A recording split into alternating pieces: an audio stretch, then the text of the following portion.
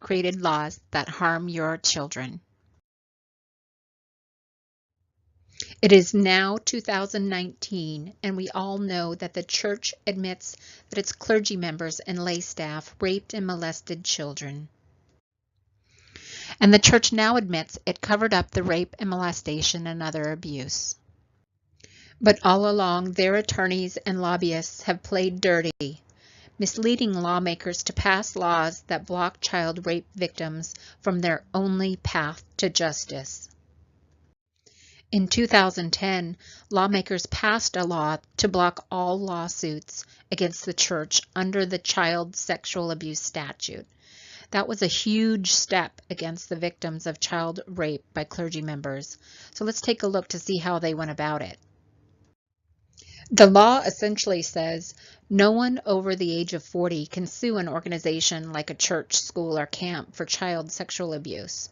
Well, you may say to yourself, 40 is old, Michelle. It sounds rational to me. I'm sure they had plenty of facts and data to come up with that age before they stripped the rights of child rape survivors, right? The author of the law said this law simply puts an arbitrary number where you cannot sue.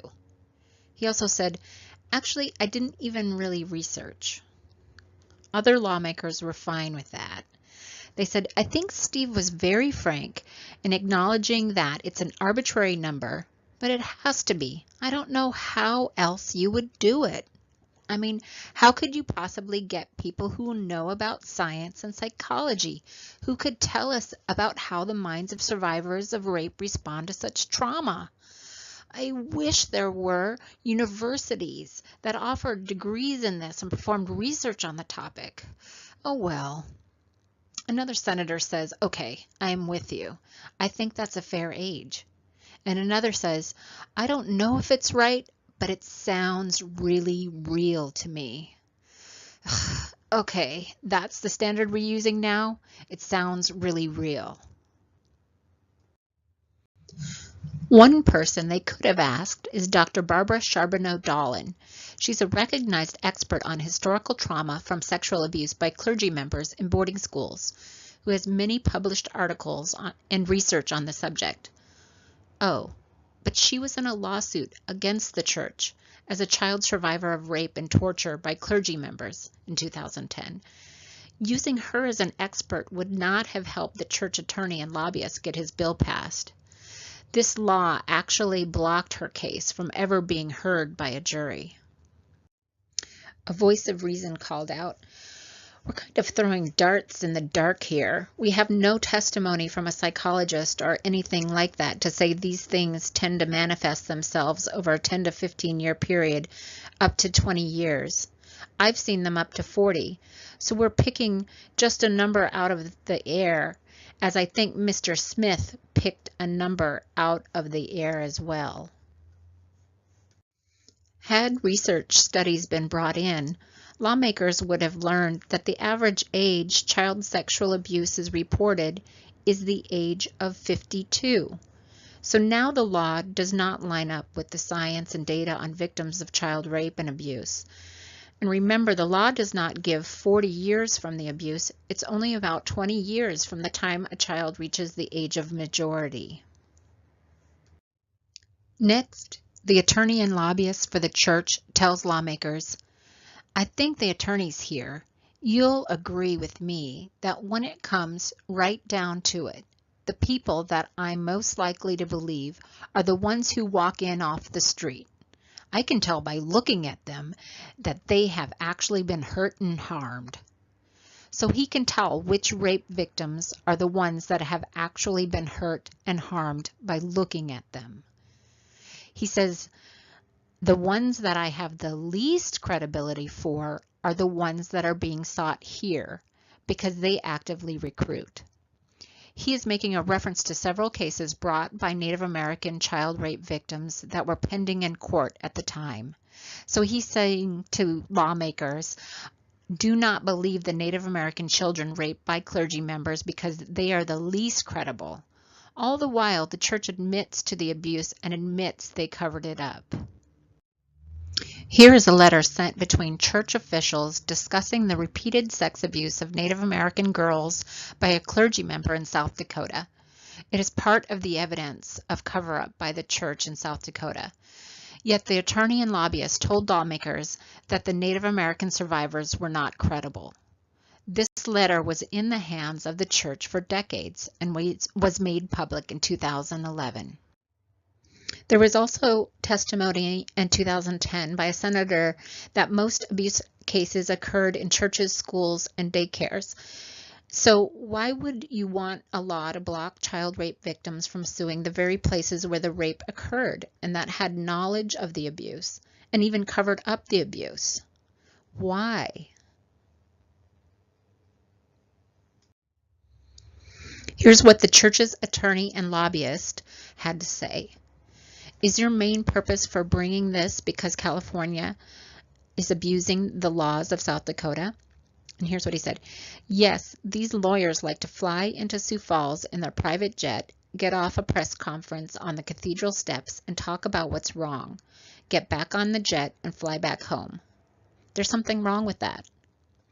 They paid a grand total price of $300 to file 108 cases. That ain't right either. So realistically, what I don't like is we may advertise too, and that's why this bill is there. So the reason this law strips all child rape survivors of their right to sue those who covered up their abuse is to stop California lawyers from taking the cases. South Dakota, do you think this is right? There were a few voices of reason who realized the danger of what the lobbyist was doing. Senator Whitberry said, I couldn't help but cringe just a bit when I heard the word all this does. All this does is take away the action against the institution that exposed the child to the abuse. Well, folks, that is taking everything away because as a practical matter, the likelihood of ever recovering any compensation from the perpetrator is null. So don't minimize the impact of what you're doing. I think all it does is take away the cause of action against the institution because that's typically the only cause of action there is. Others keenly observed there were heroes who celebrated the 50th anniversary of D-Day invasion and the end of World War II. And those were not vulnerable little children when they went to war. They were strong young men. And yet many of them did not deal with, recognize, or even disclose the horrible PTSD that they suffered until the 50th anniversary of the end of the war came. And we saw floods of World War II veterans suddenly putting the dots together. I don't think it's fair to expect little children abused from a church or boarding school that somehow they will be tougher than American GIs. If you are the advocate for the victim, you have the burden of proving the entire case, and it is not easy to do. The fact that you're allowed in the courtroom doesn't mean that you win. Another said, we said a pledge of allegiance today, and at the end of that pledge, we concluded with liberty and justice for all. Here we have an opportunity today to vote on a bill that deals with issues related to a victim of a horrible crime. And it's brought by people who are saying we need to protect an institution. I believe it's a serious mistake for us to protect an institution by sacrificing the rights of the victim. That's exactly what we are doing if we pass this legislation today. We are removing the rights of the victim. We are about to vote on a bill and pass a bill that strips the victim of rights that we just earlier this day pledged to protect. So let's review. The church agrees it covered up child rape for decades. South Dakota lawmakers were misled into passing a law to block child rape victims in court by sleazy tactics by a church attorney and lobbyist. You now have a chance to right a wrong in history. Can we now all agree once and for all that child rape survivors deserve to be heard? The January 2019 legislative session is starting January 7th. We don't have much time. It is finally the time to do what is right, 9 Little Girls has legislation that will give survivors a voice in court and protect our children from cover-ups in the future. So tell South Dakota lawmakers to do what is right. Here are 3 folks that you need to contact right now. Here's their names on Facebook, so it's easy to send them a message and let them know you care and you want them to take action now. Remember to share this video again and again, and follow us at 9 Little Girls on Facebook, Instagram, and Twitter. Thank you so much.